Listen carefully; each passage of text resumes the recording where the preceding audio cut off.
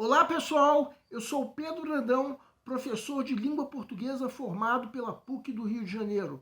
Começa agora mais uma videoaula do nosso canal Português Papo Cabeça. Em primeiro lugar, inscreva-se no nosso canal para não perder nenhuma das nossas próximas videoaulas e ative o sininho para receber todas as notificações. Nessa aula nós vamos prosseguir o assunto de tipos e gêneros textuais, que já foi introduzido em duas aulas anteriores, que quem quiser pode acessar através dos cards que nós estamos disponibilizando.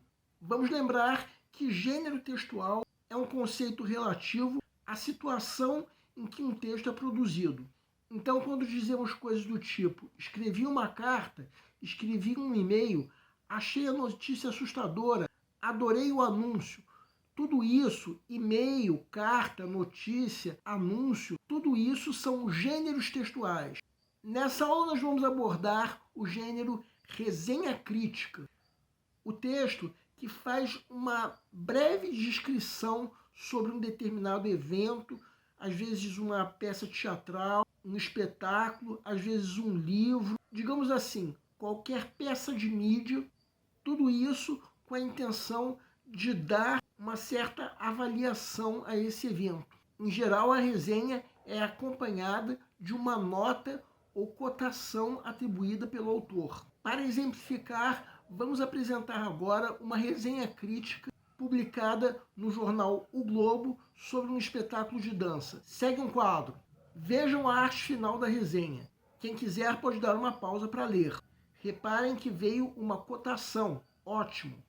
No segundo parágrafo, encontramos dois elementos que costumam estar presentes numa resenha crítica. Uma descrição breve do espetáculo e um motivo para a cotação dada pelo autor. Nós encontramos, inclusive, mais desses elementos ao longo do texto.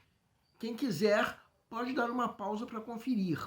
Bem, então estamos falando sobre resenha crítica e vamos aproveitar que o Enem está chegando para comentar uma questão do Enem que teve como texto uma resenha crítica de um filme.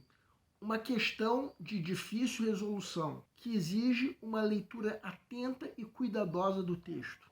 E como em todas as outras questões, também exige uma atenção à pergunta do enunciado. Vamos entender. Segue um quadro.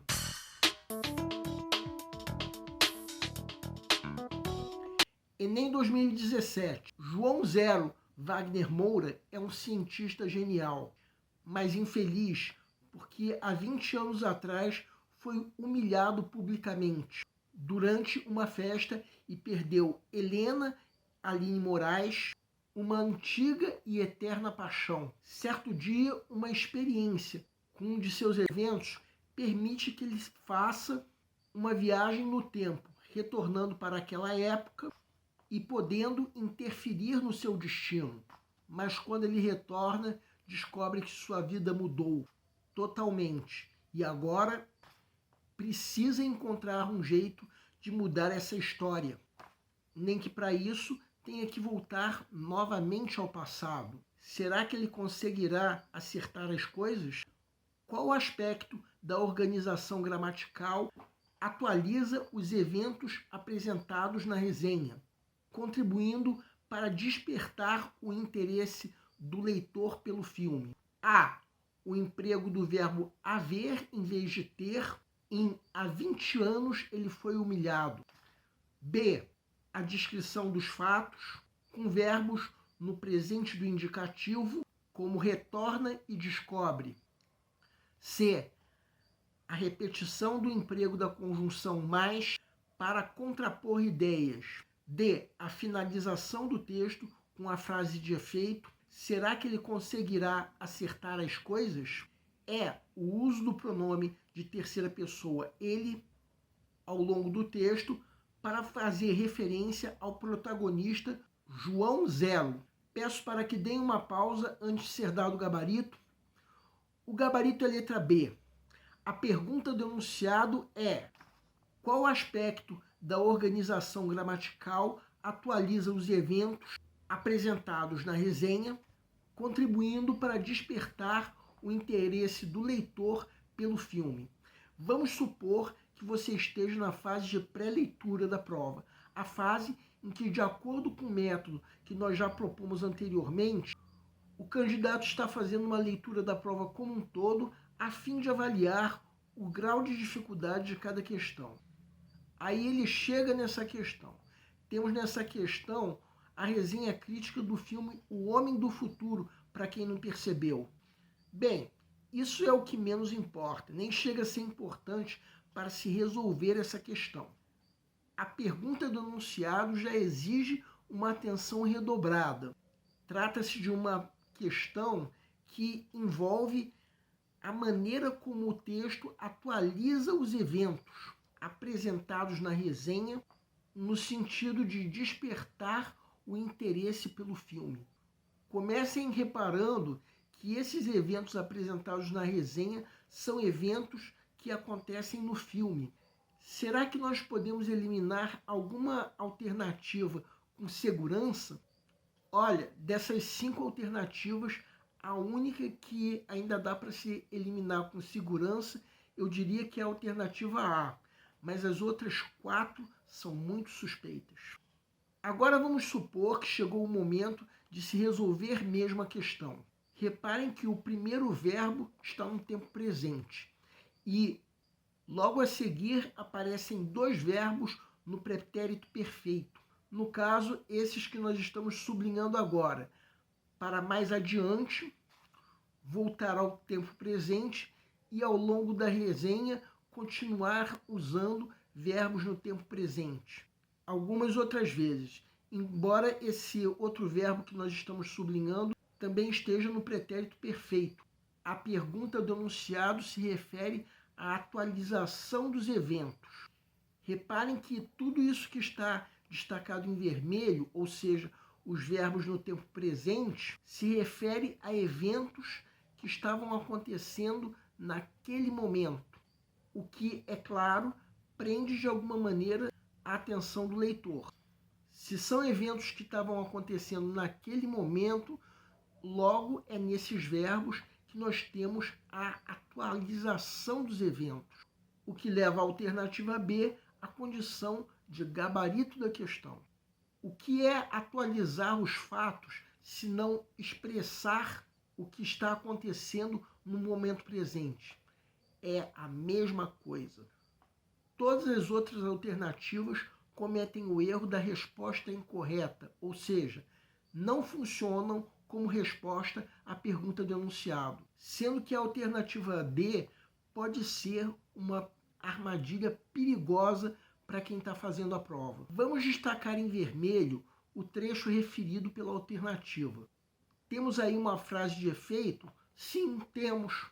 Mas o que está incorreto é se responder com essa alternativa à pergunta do enunciado, porque isso implica dizer que essa frase de efeito atualiza os eventos apresentados na resenha. Mas esse trecho não faz isso. Esse trecho desperta o interesse pelo filme, sim, mas não atualiza os eventos. O erro da alternativa C ainda é um pouquinho mais fácil de ser percebido. Só que isso é um pouco arriscado depois da primeira leitura. Reparem que a conjunção mais só aparece 2 vezes no texto. Podemos até dizer que, de fato, essa conjunção é usada para contrapor ideias. Dizer que isso contribui para despertar o interesse do filme ainda é aceitável.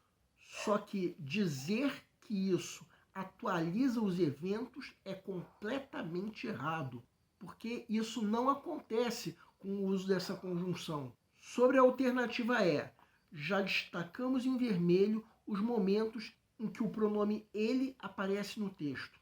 Todas essas vezes, de fato, se refere ao protagonista.